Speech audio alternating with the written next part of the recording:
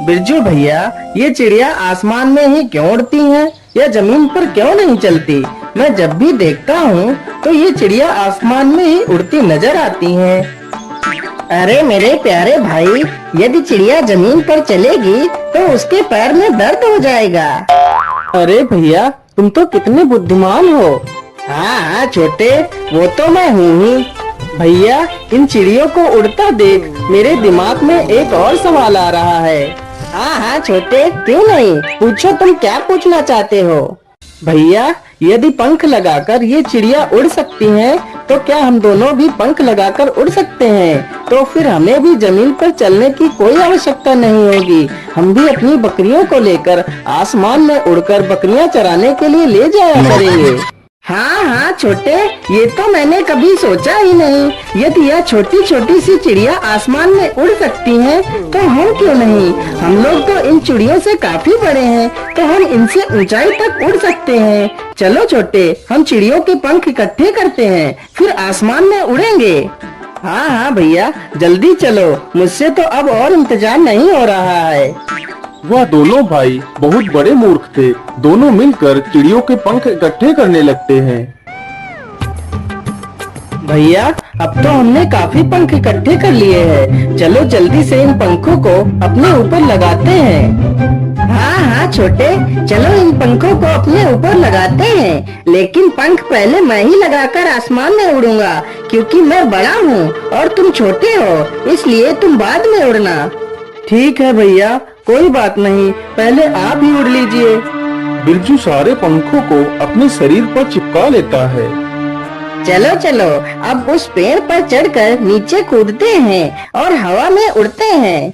बिरजू तुरंत ही पेड़ पर चढ़ जाता है और पेड़ से छलांग लगा देता है। छलांग लगाते ही बिरजू जमीन पर धड़ाम से गिरता है। हाय हाय मोरी मैया, मेरी तो कमर ही टूट गई रे। अरे भैया, आपने ये क्या किया? आपने इतनी पास से छलांग क्यों लगा दी? आपको और ऊपर जाकर छलांग लगाना चाहिए था, तभी तो आप आसमान में उड़ सकते थे। अरे बंद कर अपनी बकवास। तेरे फालतू के सवालों के चक्कर में मैंने अपनी कमर तुड़वा ली। अगर और ऊपर जाता तो सीधे ऊपर ही चला जाता बेवकूफ। कुछ देर बाद बिरजू उठकर अपनी बकरियों के पास जाता है।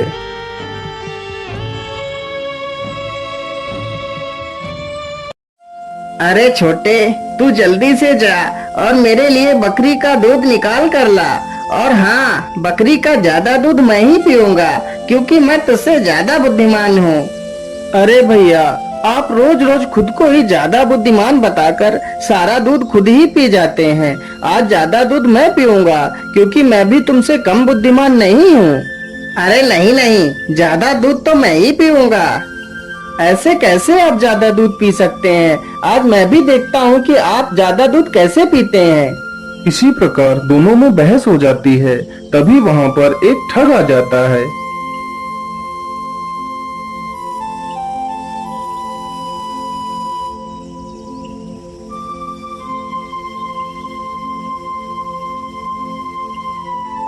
अरे भाइयों, क्या बात है? तुम लोग आपस में ही क्यों झगड़ रहे हो? देखिए ना भाई, यह मेरे बड़े भैया खुद को ही ज्यादा बुद्धिमान बताकर रोज सारा दूध खुद ही पी जाते हैं। लेकिन मैं भी इनसे कम बुद्धिमान नहीं हूँ, इसलिए ज्यादा दूध मुझे ही मिलना चाहिए। अरे वाह, यह दोनों तो बहुत बड़े मूर्ख लगते हैं। मुझे इन्हें ठगने में ज्यादा पापड़ बेलने नहीं पड़ेंगे।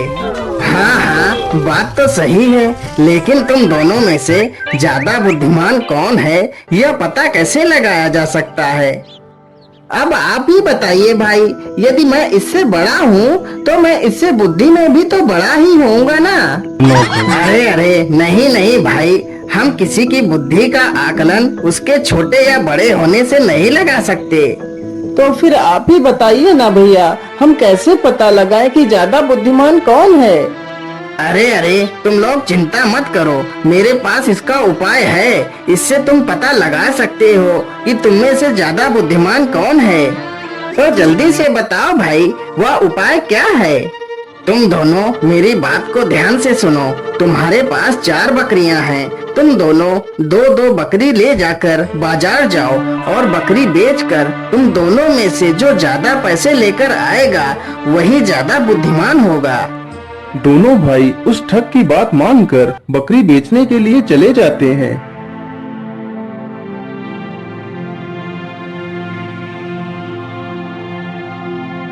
अरे वाह वाह, अच्छा बेवकूफ बनाया इन दोनों को। अब इनका सारा पैसा लेकर मैं जल्दी से 9 2 11 हो जाऊंगा। कुछ ही देर के बाद मुकेश दोनों बकरियों को बेचकर आ जाता है। हाँ भाई बोलिए, तुमने बकरी बेच दी? हाँ हाँ भाई, मैंने दोनों बकरी बेच। अच्छा अच्छा, बहुत बढ़िया। तो बताओ तुमने दोनों बकरियों को कितने रुपए में बेचा है? भाई मैंने दोनों बकरियों को 10,000 रुपए में बेचा है। तब तक उसका बड़ा भाई बिरजू भी दोनों बकरियों को बेचकर आ जाता है। हाँ हाँ भाई, अब तुम बताओ तुमने दोनों बकरियों को कितने पैसे में बेचा है? अरे भाई, मैंने दोनों बकरियों को 20,000 रुपए में बेचा है। तो इसका मतलब बिरजू तुमसे ज्यादा बुद्धिमान है, तो इसे ज्यादा दूध मिलना चाहिए।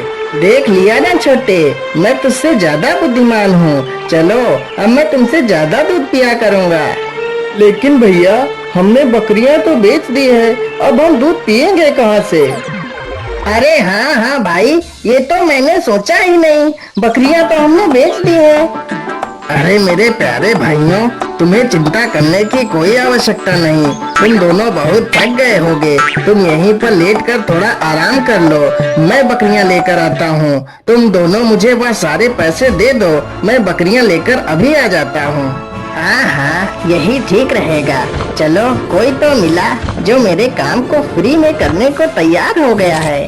हाँ हाँ, ये लो पैसे भैया, और जल्दी से बकरियां लेकर आ जाओ। तब तक हम दोनों यहीं पर आराम कर रहे हैं। दोनों भाई उस ठग को सारे पैसे दे देते हैं और पेड़ के नीचे आराम करने लगते हैं। ठग जल्दी से सारे पैसे लेकर गायब हो जाता है।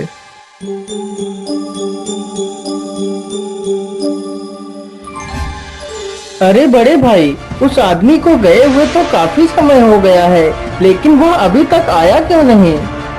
हाँ छोटे, यह बात तो मैं भी सोच रहा हूँ। वह आदमी अभी तक आया क्यों नहीं? अब तो शाम होने वाली है, उसे अब तक तो आ जाना चाहिए था।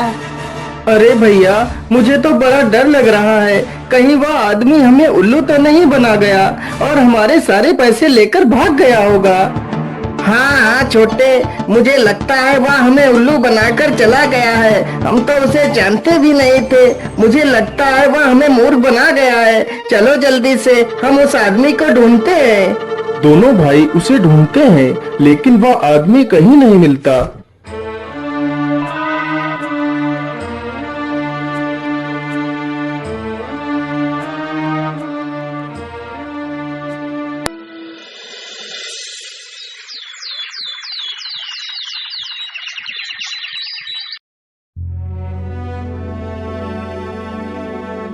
भैया, हमने तो सब जगह ढूंढ लिया है, लेकिन वह आदमी तो हमें कहीं नहीं मिला।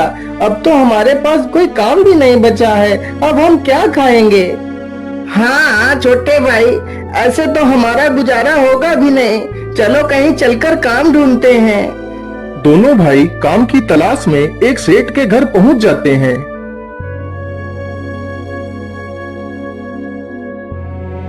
सेठ जी, हम दोनों भाई बहुत ही परेशानी में हैं। कृपा कर हमें किसी काम पर रख लीजिए। ठीक है, मैं तुम दोनों को काम पर रख सकता हूँ। तुम दोनों को रोज सुबह एक मटका तेल बेचकर आना है। इसके लिए मैं तुम्हें रोज 100 रुपए दूंगा। ठीक है सेठ जी, हम दोनों भाई आपके इस काम को कर लेंगे।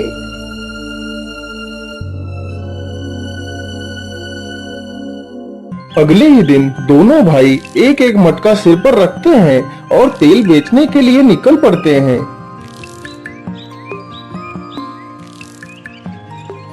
अरे भाई, जरा रुक जाओ। मैं तो इस मटके को उठाते उठाते बहुत थक गया हूँ। पता नहीं उस सेठ ने इस मटके में क्या रखकर भेजा है, जरा देखता हूँ।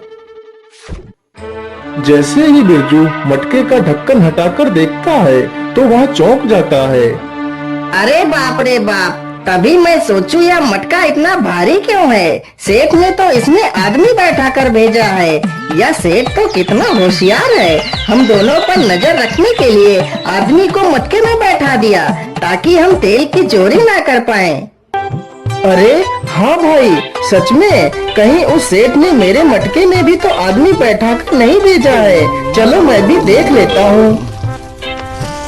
अरे राम राम राम, मेरे मटके में भी एक आदमी बैठा है। दोनों मूर्ख मटके में अपनी ही परछाई को देखकर उसे दूसरा आदमी समझ लेते हैं। अरे अरे, तुम दोनों मटके से बाहर आते हो या फिर हम मटका तोड़ दें? भैया मुझे लगता है यह दोनों ऐसे बाहर नहीं आने वाले। चलो हम मटका तोड़ देते हैं।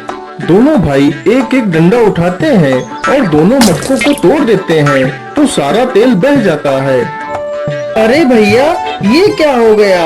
वह दोनों आदमी कहाँ भाग गए और हमारा तो सारा तेल जमीन पर बह गया। अब हम क्या करेंगे? चलो भाई जल्दी से यहाँ से निकल लेते हैं, कहीं वह सेठ आ गया तो लेने के देने पड़ जाएंगे। इतना कहकर दोनों भाई वहाँ से भाग जाते हैं।